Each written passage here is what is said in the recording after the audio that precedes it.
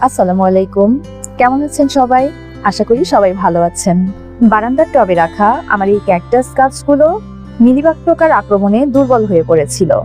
গাছটি সবুজ রং হারিয়ে হলুদ হয়ে যাচ্ছিল আর ফুল দেওয়াও বন্ধ করে দিয়েছিল। কিন্তু যত্ন তো কখনো থেমে থাকে না। গাছগুলোকে মাটি থেকে তুলে ওয়াশিং পাউডারে ভিজিয়ে রেখেছিলাম। এরপর নরম ব্রাশের সাহায্যে গাছগুলোকে পরিষ্কার পানি দিয়ে ধুয়ে তারপর নতুন মাটিতে নতুন করে সাজিয়ে দেয়া হলো। ধীরে ধীরে আমার গাছগুলো আবার প্রাণ ফিরে পেল। গাছ লাগানো যাদের শখ, এটুকু কষ্ট তাদের তো সহ্য করতেই হয়। আর সেই ক্যাকটাস গাছগুলোতেই নতুন ফুল দেখা দিচ্ছে। এ যেন নতুন জীবনের বার্তা।